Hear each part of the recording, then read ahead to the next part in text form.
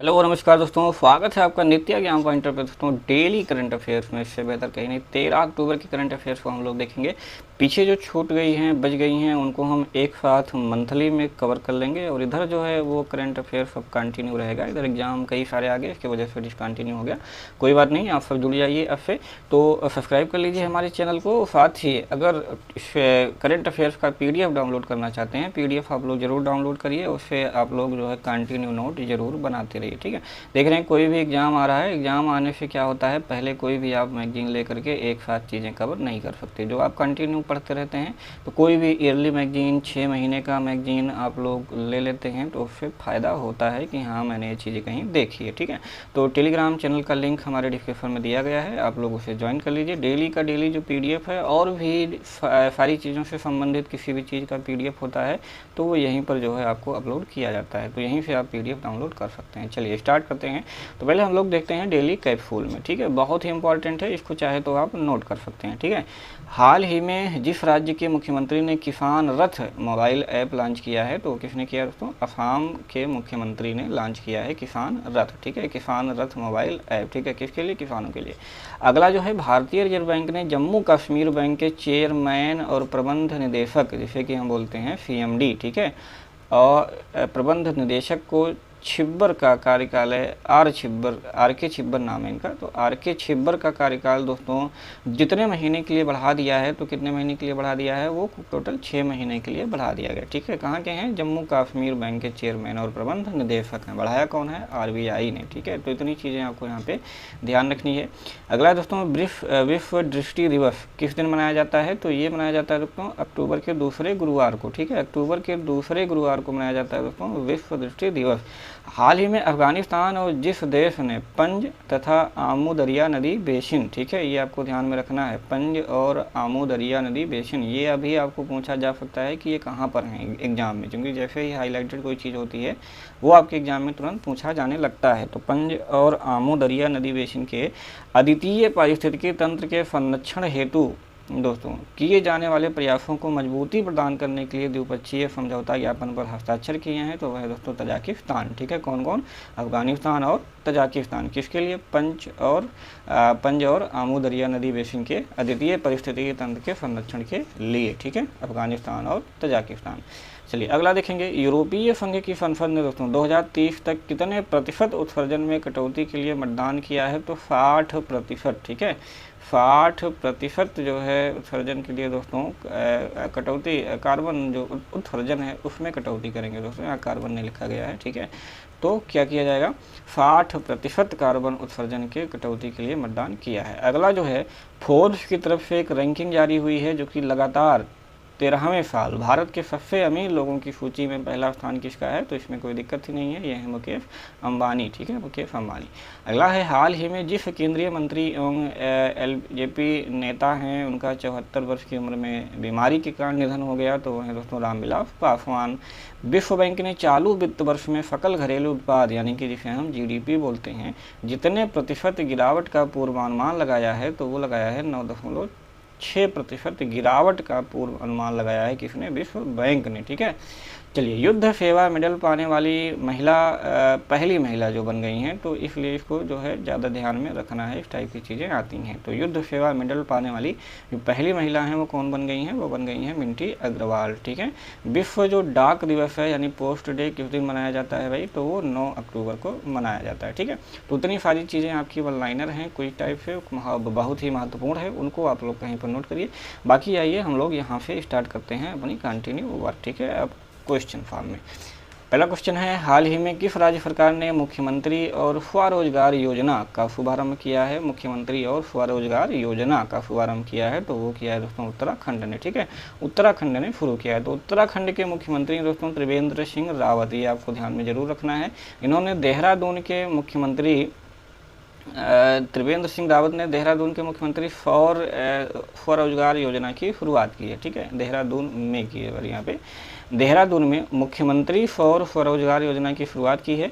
यह योजना युवाओं के स्वरोजगार को बढ़ावा देने के साथ ही क्या करेगा दोस्तों, हरित ऊर्जा के उत्पादन को भी बढ़ावा देगी। ठीक है, ये क्या करेगा, हरित ऊर्जा के उत्पादन को भी यहाँ से बढ़ावा मिलेगा। ठीक है, तो यह योजना जो है दोस्तों वो क्या है, मुख्य रूप से प्रवासी जो कामगार हैं और युवा हैं उन्हीं को लक्षित करके ये जो है किया गया है। ऐसे लोग जो लॉकडाउन के कारण विभिन्न देश के विभिन्न शहरों से नौकरी छोड़ करके अपने घरों को लौट आए हैं। योजना के प्रत्येक लाभार्थी को क्या होगा दोस्तों, 25 किलोवाट के सौर ऊर्जा संयंत्र भी आवंटित इसमें किए जाएंगे। तो इतनी सारी चीज़ें हैं मुख्यमंत्री सौर स्वरोजगार योजना में। ठीक है, कहाँ पे शुरू हुई है, उत्तराखंड में। मुख्यमंत्री कौन है, त्रिवेंद्र सिंह रावत। ठीक है, चलिए ये चीज़ जो हम बताते हैं इससे क्वेश्चन आपके जो फैक्चुअल होते हैं वो बहुत आते हैं, जैसे कि आपकी बैंकिंग हो गई, जैसे कि आपकी एफएससी हो गई, जितने भी छोटे, यहाँ तक कि पीसीएस एग्जाम में भी आपके फैक्ट ही पूछे जाते हैं। तो जितने सारे एग्जाम हैं यहाँ पर ये जो फैक्ट वाली चीज़ें हम बताते हैं ये बहुत पूछे जाते हैं। जैसे कि उत्तराखंड की अगर हम बात करें तो इसकी स्थापना कब हुई थी, 9 नवंबर 2000 को। ठीक है, उत्तर प्रदेश से अलग हुआ था। कैपिटल जो है भी गैरसैंण, अभी एक नया कैपिटल बना है। ठीक है, ये नया कैपिटल बना है। पुराना कैपिटल क्या है इसका, देहरादून। ठीक है, जो सबसे लार्जेस्ट सिटी है वो देहरादून ही है। अगर हम गवर्नर और चीफ मिनिस्टर की बात करें तो ये सारी चीज़ें आपकी एसएससी, बैंकिंग, रेलवे के कई सारे एग्जाम होते हैं उसमें यही सब पूछे जाते हैं। ठीक है, तो इन सबको डेली आप रिपीट करते रहेंगे, डेली रिपीट करते रहेंगे तो सोचिए आपकी कितनी चीज़ें तैयार हो जाएंगी। तो जैसे गवर्नर देखेंगे इस समय यहाँ पे कौन है, बेबी रानी मौर्य। चीफ मिनिस्टर कौन है, त्रिवेंद्र सिंह रावत, ये बीजेपी की हैं, बीजेपी के हैं। चीफ जस्टिस जो इस समय हैं यहाँ के वो रवि विजय कुमार हमालिमत हैं। ठीक है, चलिए बाकी हम लोग देखते हैं कि यहाँ पे जो विधानसभा है वो क्या है दोस्तों, यूनिकैमरल है। यूनिकैमरल मतलब एक सदनीय होता है। ठीक है, यानी कि केवल यहाँ पे विधानसभा है। विधानमंडल में 2 होती हैं, विधानसभा और विधान परिषद। ठीक है, तो यहाँ पे केवल विधानसभा है, 70 सीटें हैं। राज्यसभा की यहाँ से 3 सीटें हैं, लोकसभा की यहाँ से 5 सीटें हैं। तो चलिए ठीक है, आगे देखते हैं। दूसरा प्रश्न है, शांति के लिए जो नोबेल पुरस्कार 2020 है निम्न में से किसे प्रदान किया गया है। ठीक है, तो नोबेल पुरस्कार आ चुका है। नोबेल पुरस्कारों का एक अलग वीडियो बनेगा, उसमें सभी लोगों के नोबेल पुरस्कार आपको बताए जाएंगे और साथ ही कैसे याद करना है तो थोड़ी सी ट्रिक भी उसमें बता करके आपको याद कराए जाएंगे। ठीक है, तो शांति के लिए जो नोबेल पुरस्कार मिला है वो किसे मिला है दोस्तों, तो वर्ल्ड फूड प्रोग्राम को मिला है। किसे, वर्ल्ड फूड प्रोग्राम को मिला है शांति के लिए नोबेल का पुरस्कार। तो नॉर्वे की जो नोबेल कमेटी है ने इस साल के नोबेल शांति पुरस्कार से वर्ल्ड फूड प्रोग्राम यानी कि जिसे WFP भी शॉर्ट फॉर्म में कह सकते हैं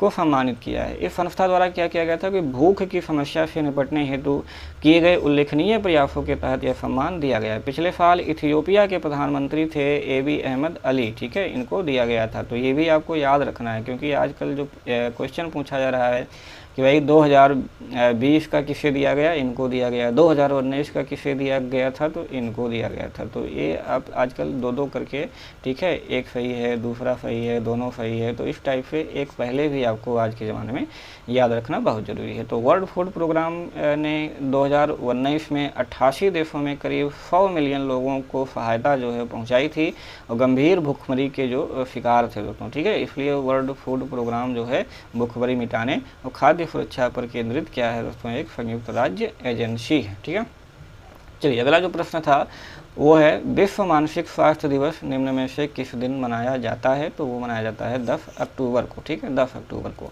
तो हर साल 10 अक्टूबर को ये पूरे विश्व में मनाया जाता है और इसलिए मनाया जाता है, ये यहाँ से इम्पॉर्टेंट है ताकि लोगों के बीच क्या हो सके, मानसिक स्वास्थ्य के मुद्दों के बारे में जागरूकता बढ़ सके और मानसिक स्वास्थ्य के सहयोगात्मक प्रयासों को संगठित करने के उद्देश्य से यह दिवस भी मनाया जाता है। ठीक है, इसकी शुरुआत विश्व मानसिक स्वास्थ्य संघ ने कब की थी, 10 अक्टूबर 1992 को की थी। ठीक है, इसीलिए हर साल 10 अक्टूबर को ये मनाया जाता है। ठीक है, तो आपको डेट याद रखना है और इसका उद्देश्य क्या है ये याद रखना है और विश्व मानसिक स्वास्थ्य संघ ने कब शुरू किया था, 1992 को शुरू किया था, ये याद रखना। अगला जो प्रश्न है, कांग्रेस ने हाल ही में असम में अपने विधायक राजदीप गोवाला को कितने साल के लिए पार्टी से निष्कासित कर दिया है दोस्तों, तो वो किया है 6 साल के लिए। ठीक है, 6 साल के लिए पार्टी से निष्कासित कर दिया है। ठीक है, क्यों कर दिया गया है, क्योंकि उन्हें पार्टी विरोधी गतिविधियों में लिप्त होने के लिए निष्कासित किया गया है। ठीक है, पार्टी विरोधी गतिविधियों में लिप्त होने के कारण ऐसा किया गया है। ठीक है, चलिए बाकी और ज़्यादा इसमें नहीं जानना है। अगला जो प्रश्न है, भारत और अमेरिका के बाद निम्न में से किस देश ने टिकटॉक ऐप को बैन कर दिया है? तो काफ़ी चर्चित जो है प्रश्न है दोस्तों। सबसे पहले भारत ने बैन किया, फिर उसके बाद अमेरिका ने भी इसको बैन कर दिया, अब इसके बाद किस देश ने बैन कर दिया है? तो वो है दोस्तों पाकिस्तान। क्या बात है, चीन का बहुत ही चहेता और मित्र भी है। तो अब जो है दोस्तों पाकिस्तान ने भी टिकटॉक को बैन कर दिया है। ठीक है, चलिए मीडिया की जो रिपोर्ट है पाकिस्तान के, वहाँ ये है कि टिकटॉक द्वारा क्या किया जाता है कि गैर कानूनी ऑनलाइन कंटेंट पर रोक लगाने के लिए कोई भी कदम नहीं उठाता है, और इसी के कारण ये कार्यवाही जो है यहाँ पे की गई है। वीडियो शेयरिंग ऐप को पाकिस्तान में अश्लीलता फैलाने के कारण जो है वो ब्लॉक कर दिया गया है। ठीक है, हालांकि जो पाकिस्तान की टेलीकम्युनिकेशन अथॉरिटी है उसका ये कहना है कि उसने सुरक्षा नहीं संस्कृति के लिए यह फैसला लिया है। ठीक है, चलिए कुछ भी हो लेकिन फैसला अच्छा लिया है। चलिए अगला देखिए, उत्तर प्रदेश के मुख्यमंत्री योगी आदित्यनाथ ने भूतपूर्व सैनिक समूह खा के पदों पर कितने फीसदी आरक्षण दिए जाने की घोषणा की है दोस्तों?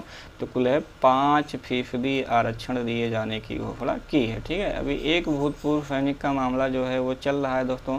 जो वीडियो आया था 2016 उसमें जो है भूतपूर्व जो सैनिक थे बेचारे हमारे वो सिलेक्ट हो गए हैं लेकिन उनको नियुक्ति पत्र नहीं मिल पा रही है। ठीक है, नियुक्ति पत्र नहीं मिल पा रही है, वो लगातार जो है वो लोग प्रदर्शन कर रहे हैं। आप जो है पेपर में या फिर ऐसे न्यूज़ में देख सकते हैं। ठीक है, तो उनको तो ये लोग नियुक्ति पत्र दे नहीं पाए हैं, और अगला जो है आरक्षण इसमें 5% निकाल दिए हैं। तो ये खाली जो है निकालते हैं, बस काम इनका दिखता नहीं है। उत्तर प्रदेश के मुख्यमंत्री योगी आदित्यनाथ हैं, उन्होंने भूतपूर्व सैनिक समूह जो खा के पदों पर 5% दोस्तों आरक्षण दिए जाने की घोषणा की। उत्तर प्रदेश सेवा अधिनियम 1993 की धारा 1 खंड 1 का में संशोधन की कार्यवाही के लिए प्रदेश सरकार ने अनुमति भी दे दी है, और इस 5% आरक्षण में थल सेना, नौसेना, वायुसेना और तीनों सेनाओं के जो रिटायर और पूर्व सैनिक कर्मी हैं वो शामिल होंगे। ठीक है, चलिए तो मेन क्या है, समूह खा के लिए, ओनली समूह खा के लिए, ये आपको याद रखना है, यही बहुत इम्पॉर्टेंट है। ठीक है,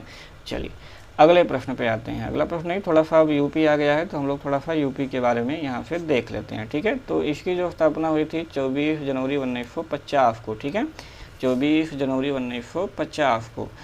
इसकी कैपिटल क्या है? लखनऊ है। टोटल डिस्ट्रिक्ट उत्तर प्रदेश में कितने हैं? 75 हैं। गवर्नर इस समय आनंदीबेन पटेल हैं। Chief minister Yogi Adityanath BJP के हैं।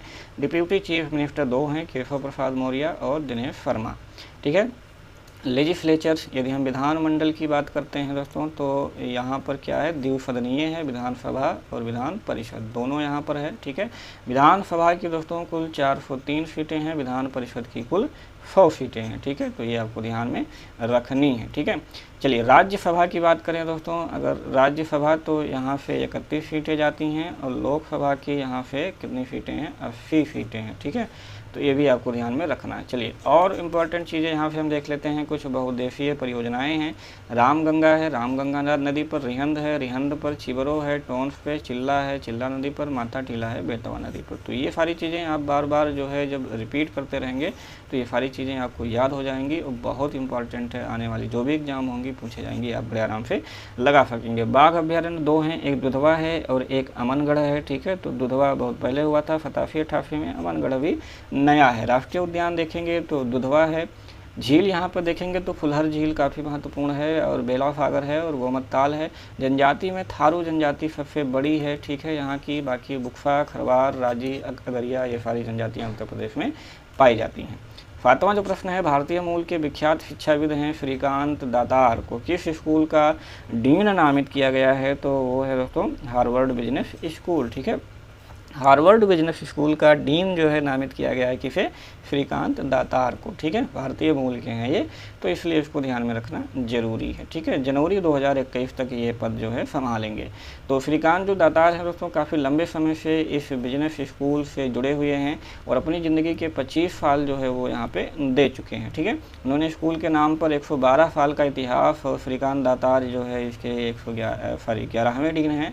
श्रीकांत दातार जो है दोस्तों हार्वर्ड बिजनेस स्कूल के प्रोफेसर के तौर पर भी अपनी सेवाएं दे चुके हैं। अगला जो प्रश्न है, किस राज्य ने देश में पहला हर घर जल, बहुत इंपॉर्टेंट है, हर घर जल राज्य बनने का अनूठा गौरव हासिल किया है। तो ये बहुत पहले क्वेश्चन आया था कि हर घर जल योजना किस राज्य ने शुरुआत की है, ठीक है। तो शुरुआत किया था तो शायद इसने कंप्लीट भी कर लिया है, वो है दोस्तों गोवा, ठीक है। हर घर जल राज्य बनने का अनूठा गौरव हासिल किस राज्य ने किया है, तो वो गोवा राज्य ने किया है, ठीक है। गोवा क्या है दोस्तों, देश में पहला ऐसा राज्य बन गया है जो कि हर घर जल राज्य बनने का अनूठा गौरव हासिल किया है। महत्वपूर्ण क्वेश्चन है, ये जरूर पूछा जा सकता है। तो गोवा ने सफलतापूर्वक 2.30 लाख ग्रामीण परिवारों को कवर करते हुए ग्रामीण क्षेत्रों में 100% घरेलू, ठीक है, चालू घरेलू नल कलेक्शन जो है वो उपलब्ध कराया है। सरकार ने जल जीवन मिशन का लक्ष्य जो है कब तक है दोस्तों, 2024 तक। बहुत इंपॉर्टेंट है, ऐसे ही टाइप के क्वेश्चन पूछे जाते हैं, ठीक है। अभी आया था 5 ट्रिलियन का लक्ष्य क्या है, वो भी 2024 तक ही है। तो इसमें क्या होगा कि 2024 तक सभी गाँवों को पाइप से पानी मुहैया कराना है। गोवा ने ग्रामीण क्षेत्रों में सफलतापूर्वक 100% घरों को नल कनेक्शन मुहैया कराया है। और जल जीवन मिशन का लक्ष्य क्या है कि ग्रामीण समुदायों के जीवन की गुणवत्ता में सुधार लाना और रहन सहन की कठिनाइयां जो है वो दूर करना, ठीक है। 9वां प्रश्न क्या है दोस्तों, किस राज्य सरकार की कैबिनेट ने राजधानी में ट्री ट्रांसप्लांटेशन पॉलिसी को मंजूरी दे दी है, ठीक है। ट्री जो है उसका ट्रांसप्लांटेशन होगा दोस्तों, उसके लिए एक पॉलिसी है, उसको मंजूरी दे दी है किस राज्य की सरकार ने, तो वो है दोस्तों दिल्ली, ठीक है। तो दिल्ली सरकार की जो कैबिनेट है दोस्तों, उन्होंने राजधानी में ट्री ट्रांसप्लांटेशन पॉलिसी को मंजूरी दे दी है। अब क्या होगा कि किसी भी प्रोजेक्ट में आने वाले पेड़ जो होंगे उसमें 80% को ट्रांसप्लांट करना क्या होगा दोस्तों, अनिवार्य होगा। ट्रांसप्लांट जैसे पेड़ यहाँ पे लगा है, इसको कई सारी अब टेक्नोलॉजी आ गई है, यहाँ से इसको उखाड़ लेते हैं, ठीक है, और जा करके दूसरी जगह इसको ट्रांसप्लांट कर लेते हैं, ठीक है। तो प्रोजेक्ट में आने वाले जो पेड़ हैं उनमें से 80% को ट्रांसप्लांट करने के साथ ही जितने भी पेड़ काटे जाएंगे उससे 10 गुना पौधे जो है वो लगाने होंगे। बहुत ही अच्छा जो है ये योजना है दोस्तों, ठीक है। पहले करते क्या थे कि काट करके कहीं पे कोई योजना आई, वहाँ पे जितने भी पेड़ हैं सब काट वाट करके फेंक दिए, उसके बाद कौन लगा रहा है कौन कर रहा है कुछ नहीं। तो ये जो योजना है कम से कम 80% जो यहाँ के पेड़ हैं भाई उसको जाओ कहीं खाली जगह पे ट्रांसप्लांट कर दो, फिर से खड़ा हो जाए। और जितने काट दिए यानी 20% अगर पेड़ आपने काट दिया तो उसका क्या किया जाएगा, 10 गुना, यानी कि 20 पेड़ आपने काट दिए तो जाओ अब 200 पेड़ जो है खाली जगह पे नया नया लगाओ। तो ये अच्छा काम है, इस प्रकार से काम बढ़िया है। तो दिल्ली सरकार जो है दोस्तों ट्रांसप्लांटेशन करने वाली एजेंसियों का एक पैनल भी बनाएगी और संबंधित विभाग जो है इससे किसी भी एजेंसी से काम करा सकेंगे, ठीक है। अगला जो प्रश्न है, हाल ही में किस देश ने रुद्रम 1 एंटी रेडिएशन मिसाइल का सफल परीक्षण किया है, ठीक है। तो ये क्या है दोस्तों, एंटी रेडिएशन मिसाइल है, उसका नाम है रुद्रम फर्स्ट, ठीक है। इसका जो है प्रक्षेपण कौन किया है दोस्तों, तो ये क्वेश्चन आपके लिए है, ये क्वेश्चन आपके लिए है और इसका जो है आंसर आपको देना है, ठीक है। इसका आंसर किसको देना है, आपको देना है। तो रुद्रम फर्स्ट क्या है, एक एंटी रेडिएशन मिसाइल है जिसका सफल परीक्षण किस देश ने किया है, ठीक है, चीन, नेपाल, भारत और रूस, ठीक है। तो इसका आंसर आप लोग दोस्तों कमेंट बॉक्स में ज़रूर दीजिएगा, हम कमेंट बॉक्स में आप लोगों को ज़रूर देखेंगे और रिप्लाई भी आप लोगों का ज़रूर करेंगे दोस्तों, ठीक है। इस करंट अफेयर का PDF डाउनलोड करना चाहते हैं तो डिस्क्रिप्शन में टेलीग्राम चैनल का लिंक है, आप वहाँ से ज्वाइन कर लीजिए और डाउनलोड बड़े आराम से कर लीजिए, ठीक है। चलिए तो मिलते हैं next day next current affairs में दोस्तों, तब तक के लिए जय हिंद।